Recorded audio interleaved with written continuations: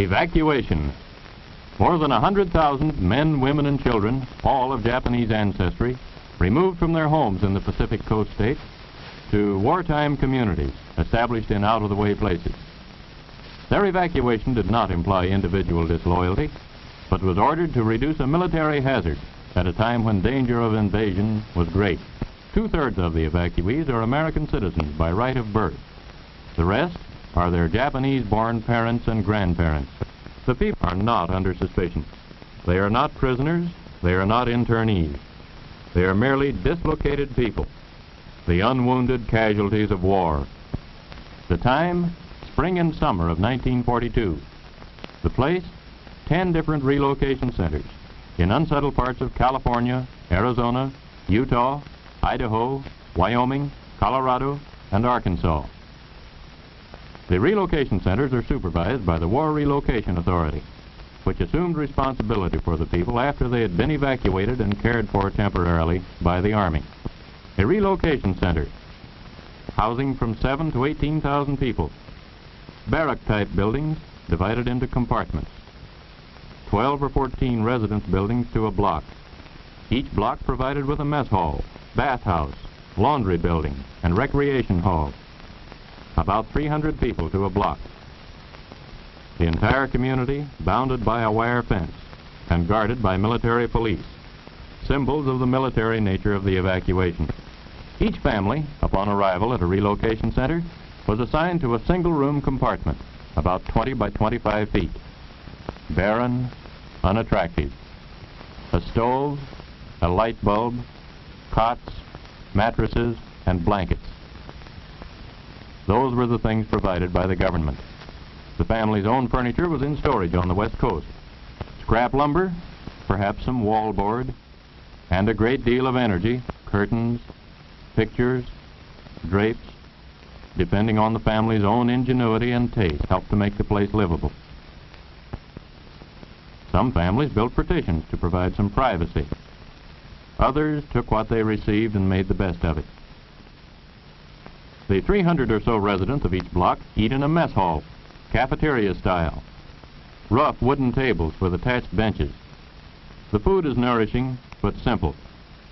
A maximum of 45 cents a day per person is allowed for food, and the actual cost is considerably less than this, for an increasing amount of the food is produced at the centers.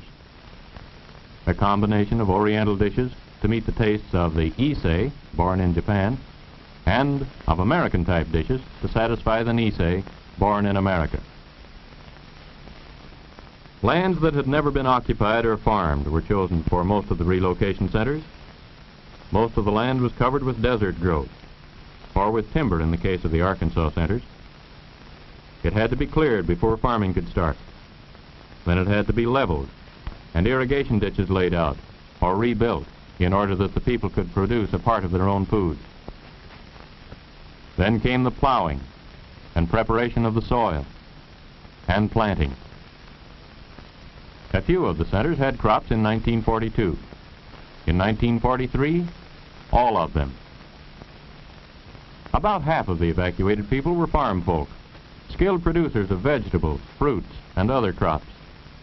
They had made desert lands productive before, and around the relocation centers they could and did do it again by the application of hard work and water for irrigation. At the two centers in Arkansas, they have introduced Western-type irrigation and succeeded in producing vegetables in the heat of midsummer, when ordinary production methods are not successful. Tomatoes, peppers, cucumbers, corn, melons, and many other crops have been grown on land that a year or 2 years ago was unproductive. Food production is aimed at self-support for the relocation centers. It does not go onto the open market. From the fields, it goes to the center warehouse. From there, it may go to the kitchen, or it may be shipped to other centers. The Arizona centers are most productive in winter. The others produce only in summer or fall, so vegetable crops are exchanged. Besides the workers engaged in farming, it takes many others to handle food in the warehouses, in transportation, in the kitchens. To keep the rolling equipment, trucks, cars, and tractors in operation, it takes mechanics and machinists. Water mains have to be laid and repaired. Roads, sanitation systems, and buildings have to be maintained. At the Arkansas centers, the land is covered with trees, and the clearing process provides lumber for construction and firewood for heating. Those who work are paid. Wages by outside standards are low. $12 a month for beginners, $16 a month for most of the workers, and $19 for professional people such as doctors and others on skilled or difficult work. The workers also receive a small cash allowance for clothing. The money received as wages lets an evacuee buy the things he needs, which are not provided by the government. But most have had to draw on their savings to live as they would like to. In each center, a cooperative business association operates stores which handle clothing, toilet articles, and the merchandise which would be needed in any community. The co-ops also run barber shops, beauty parlors, shoe repair shops, and other services for the community. When the school bell rings, it's a signal for these students at Heart Mountain in Wyoming to change classes. The school curriculum meets the standard of the state where the center is located. Mathematics, American history, geography, the fundamentals of an American education. This is a class in mathematics. And a rhythm class of 5th grade pupils. In the modern school, many subjects are added to reading, writing, and arithmetic as part of the schoolwork. Some of the teachers are Caucasian. Some are evacuees, Americans of Japanese ancestry. The first graders in this class, taught by an evacuee teacher, are making colored drawings which will decorate the walls of their barrack building classroom. The same kind of beautifully clumsy drawings that can be found in almost any first grade room. In the high schools, vocational training gets plenty of attention. Scientific farming, studied in school and in the field. And older boys are learning trades. They use them first as part of the regular work of the relocation center, as welders, mechanics, machinists. Frequently, learning to do the necessary jobs in a relocation center have led to better jobs outside. Health protection is part of the obligation assumed by the government. Evacuee doctors and nurses serve in the hospital under the supervision of Caucasians. Dentists, oculists, and pharmacists also. The Japanese professional men and women, most of them American citizens, had their own practices on the West Coast before evacuation. Many of them now are in the Army Medical Corps, and others have replaced doctors and other health workers in communities outside the centers. The health service in relocation centers, in proportion to population, is about like that of any other American community in wartime, barely adequate. The evacuees have a form of community self-government which aids the appointed officials in administration of the community. A community council of evacuees is elected to make rules and regulations. Anyone 18 years old or older is eligible to vote in the elections, which are carried on in the democratic manner. A judicial commission sits in judgment on minor offenses. Attorneys among the evacuees represent the prosecution and the defense. A serious crime would be tried in the regular courts outside the center. The crime rate among people of Japanese ancestry in the United States always has been extremely low, and this has proved to be the case in the centers.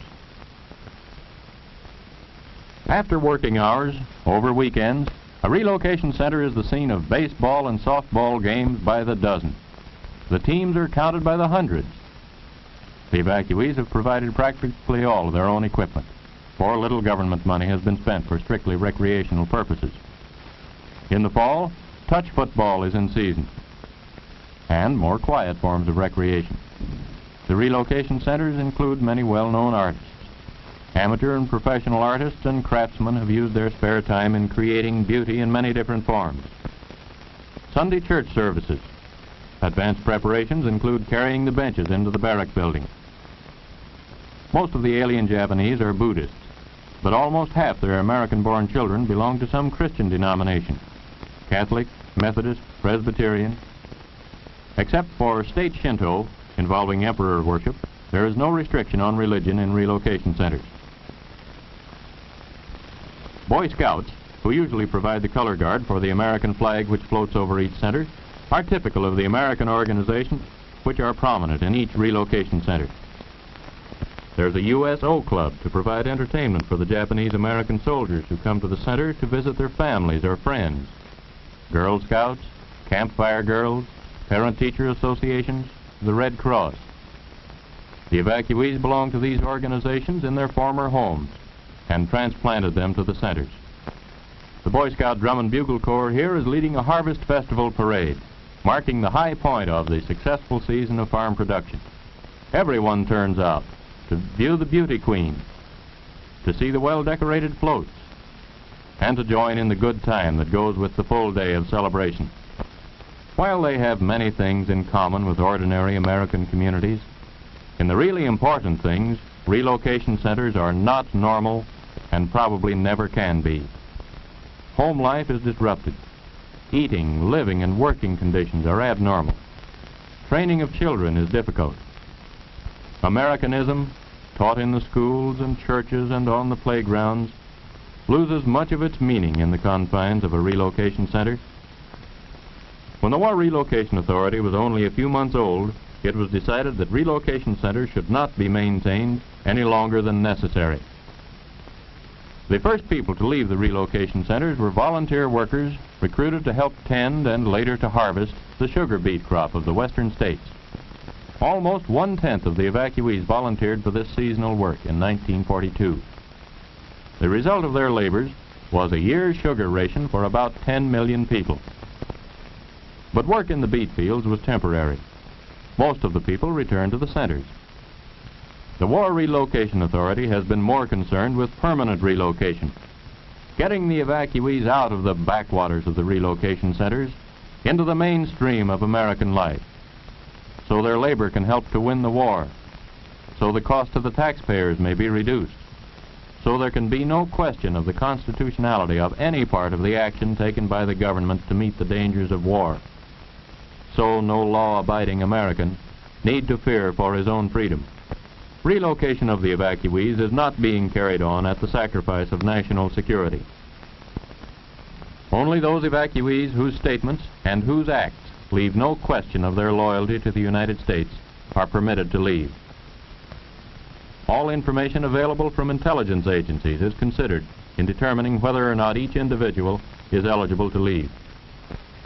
Those who are not eligible to leave have been moved to one center to live presumably for the duration of the war. The others, established as law-abiding aliens or loyal Americans, are free to go whenever they like. Thousands already have gone. Here are a few of them. Nobura Aramura is examining corn for insects in a field in Illinois. Kenneth Sugioka used to operate his own orchard in Hollister, California. Machine work was a hobby. Now it's his job. He's making precision parts for American bombers. Masako Takayoshi is assistant head nurse in a large hospital. She was a teaching supervisor of nurses in a Seattle hospital before evacuation. She has 3 brothers, all in the Army. The tractor driver here is Roy Himoto, who used to farm near Walnut Grove, California, and was evacuated to the Tule Lake Center.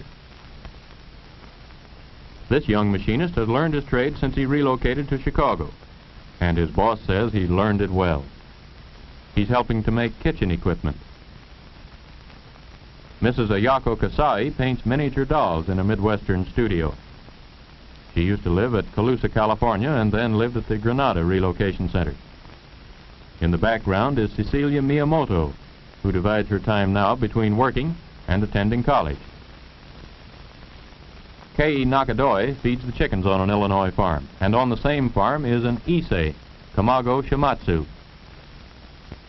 Shinobu Sakuma, Joe Chihara, and Yoshio Dogen cultivate potatoes on a farm in the Middle West. This is Ruth Nishi. Her father ran a fruit stand in Berkeley, California, and Ruth helped him. After living in the Poston Relocation Center, She moved to Chicago and has become a skillful turret lathe operator. These young men spraying potatoes are from the Minidoka Relocation Center. This boy liked the printing trade, but had no chance to learn it until after he had left the relocation center. He's helping to print some of the nation's supply of magazines. American eggs are shipped all over the world, to Americans in the armed forces and to our allies. Mary Higuchi breaks eggs which are to be dried. And in the same plant, John Iamuri feeds the drying machines. Jim Carisu used to be a clerk in Madera, California. Now he's a candy maker in Chicago.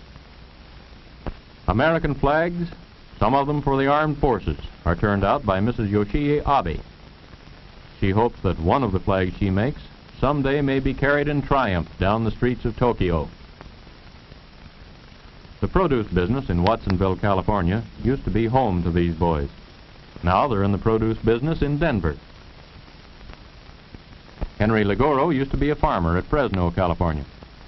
From the Jerome Relocation Center, he moved to the Middle West to make marshmallows. Threshing oats in the Middle West is a new experience to Tet Shiota, who used to grow vegetables near Venice, California. An artificial leg doesn't interfere with the way he handles a pitchfork. This young fellow, operating a bookbinding machine, is typical of the evacuees who are adjusting to new communities, getting along with their employers, fellow workers, and neighbors, and finding satisfaction in becoming self-supporting once more. The Americanism of the great majority of America's Japanese finds its highest expression in the thousands who are in the United States Army.